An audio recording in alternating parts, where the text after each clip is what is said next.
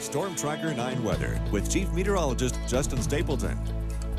Finally saw the sunshine crack out this afternoon across the valley. Took its sweet time today, and that is actually what helped keep the temperatures a little cooler than what we'd anticipated. Upper 70s as opposed to low 80s, but still starting to see a bit of a drier air mass move back in and things not as rocky. Still some thunderstorms in the Cascades, but not the widespread activity that we saw the last couple of days, courtesy of that area of low pressure that's now pushing off the Washington coastline. So let's talk about what we can expect as we go in towards the next 6-7 hours here. We're looking at mostly clear skies across parts of western Oregon. In fact, most of that, even the marine layer, not really going to form much tonight. So I think the coast might get a quick hour or two, but then it's off to full sunshine tomorrow. And you're also watching these clouds here that just look like they kind of expand. Well, those are the thunderstorms starting to fire. Good southerly wind, still under the influence of that low. So I'll show you those in a second. But first, quick tonight, if you want, the Perseid meteor shower is going to be peaking again this evening after midnight through about 4 or 5 a.m. And again, got to get out away from the city lights to really pick up a lot of those meteors, but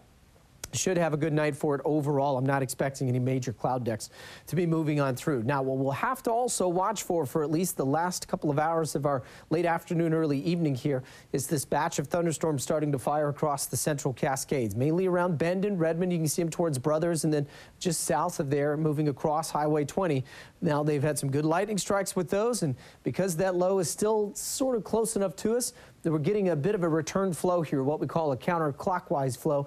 So it's bringing in the southerly winds. That helps to give a little extra lift as the moisture gets up in the mountains, and then you heat things up with the sunshine, and those are all ingredients that you need to start stirring up some thunderstorms. Today, temperatures were in the upper 70s, so not where we should be, and for this time of year, we're not at 84 for our average. We are now at 83, an indication we are starting to slowly slide back down as we get ready to peak into early fall. 79 in Portland today. Contrast that to the 90s out towards the Dalles, 92 in Pendleton, 95 in Ontario. So you can see where the clouds got socked in most of the day where they did not. Temperatures warm fast, and thus another reason why we're seeing some of those stronger thunderstorms start to fire up. Right now we're sitting in the mid-70s across the valley, 80 in Roseburg, 60s as you get up into the mountains.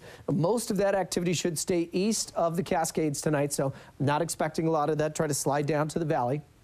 As we transition in towards later in the week, though, we've got another low starting to develop. This one is going to get a little closer. Unlike the one that just passed to the north of us, this one should hang offshore. So while that will keep some of the marine clouds back and some cooler mornings, it should also get the mountain thunderstorms to fire up by Friday. But I don't think we'll see widespread thunderstorm activity across parts of the valley. And in fact, as we go into the weekend, an early look, looking good so far. So we'll go morning clouds, afternoon sun at the coast. Temperatures there will be in the mid-upper 60s.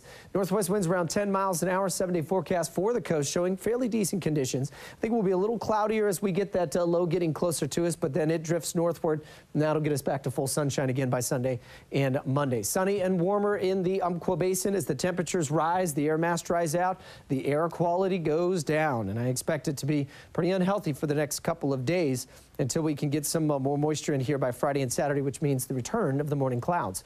Mostly sunny skies in the Cascades tomorrow. Should be quiet in terms of the thunderstorm department for there. And then Bend and Redmond for a couple of days. Thursday, Friday, they'll start flaring up once again. And then finally in the valley, we'll see the temperatures in the mid-80s tomorrow and upper 80s. Renee and Matt, it's going to be a little toasty by the time we get to Wednesday, but cooling off nicely just in time for the weekend. A lot going on this weekend. Should be decent weather for it. 3-day music festival up in Brownsville. I've heard a little festival? Yeah, somebody mentioned it once or twice. Yeah, it's going to be fun. Not the last time. All right.